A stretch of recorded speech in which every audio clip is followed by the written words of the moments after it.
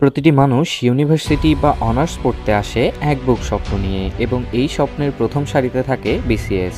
কিছু বছর আগেও বিসিএস ছিল শুধু একটি পরীক্ষা মাত্র, কিন্তু বর্তমানে বিসিএস হয়ে উঠেছে রাজ্য জয় করার গল্পের মতো। যেহেতু বিসিএস এর এই রাজ্যে আপনি রাজা, তাই আপনার একজন রানীও থাকবে।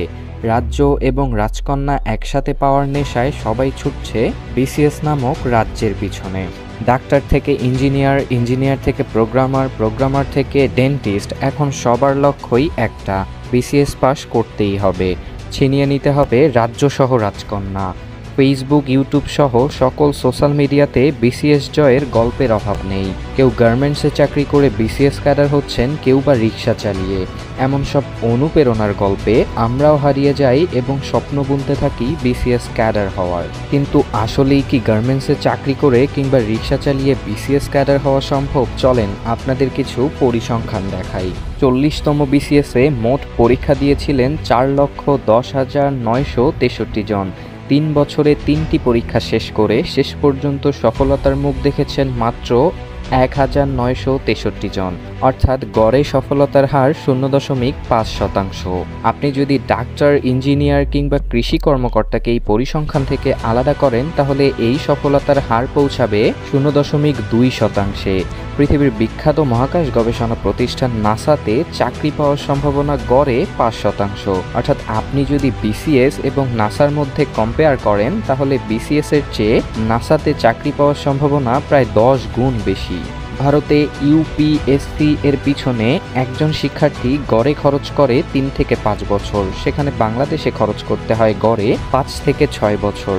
অর্থাৎ আপনি এমন এক সফলতা ধরার পিছনে আপনার জীবনের 5 থেকে 6 বছর সময় ব্যয় করছেন, যা সফলতার হার 0.2%। ভাবতে পারেন এই সংখ্যাটা কতটা ভয়ানক। এত সমস্যার ভিড়ে আরও একটি সমস্যা হলো বিসিএস পরীক্ষার প্রস্তুতি। বিসিএস পরীক্ষার বিশাল সিলেবাস সম্পূর্ণ করতে আপনার দিনের বেশিরভাগ সময়ই ব্যয় করতে হবে সাহিত্য, গণিত, ভূগোল কিংবা ইতিহাসের মতো বিষয়ের পিছনে। কিন্তু দিন শেষে আপনি যদি বিসিএস ক্যাডার হতে না পারেন, তাহলে আপনার এই শিক্ষা কোনো কাজেই লাগবে না। বাংলাদেশের এই চাকরি প্রস্তুতি শুধুমাত্র আপনাকে চাকরি পেতেই সাহায্য করবে, এর বাইরে এই শিক্ষার দাম প্রায় শূন্য।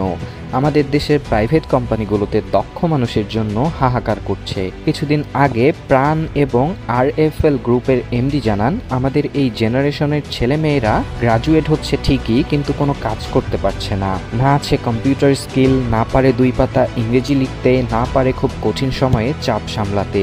তাহলে কাদের হাতে তুলে দিব এত বড় বড় দায়িত্ব? আমি আপনাকে বিসিএস দিতে নিষেধ করছি না, শুধুমাত্র একটা বাস্তব পরিসংখ্যান আপনাদের মাঝে তুলে ধরছি। আপনি যে অধরা স্বপ্ন ধরার জন্য আপনার জীবনের 5 কিংবা 6টি বছর ব্যয় করছেন, ঠিক একই সময় ব্যয় করে আপনি আপনার স্কিল বাড়াতে পারেন, মার্কেটিং শিখতে পারেন, নিজেকে তৈরি করতে পারেন বর্তমান সময়ের উপযোগী করে। তাহলে বিসিএসে ফেল করেও আপনি পেয়ে যেতে পারেন প্রাইভেট কোম্পানির বড় কোনো পদে চাকরির সুযোগ, যা আপনার জীবনকে এনে দিবে নিজের মতো স্বাধীনতা, যেটা বিসিএসে কখনোই আপনি পাবেন না। বাংলাদেশে এত চাকরির সুযোগ থাকার পরেও প্রতিনিয়তই বিসিএসের প্রতি মানুষের আগ্রহ বেড়েই যাচ্ছে এবং শেষ পর্যন্ত এই অসুস্থ প্রতিযোগিতা কোথায় গিয়ে ঠেকবে সেটা বলা খুবই মুশকিল। এখন আপনি আপনার জীবনে শুধুমাত্র বিসিএসকে টার্গেট করেই এগিয়ে যাবেন, নাকি নিজের স্কিল ডেভেলপ করে নিজের জীবনের সফলতা নিয়ে আসার জন্য অন্যদিকেও খোঁজ খবর রাখবেন, এই সিদ্ধান্ত একান্তই আপনার। ধন্যবাদ সবাইকে ভিডিওটি দেখার জন্য।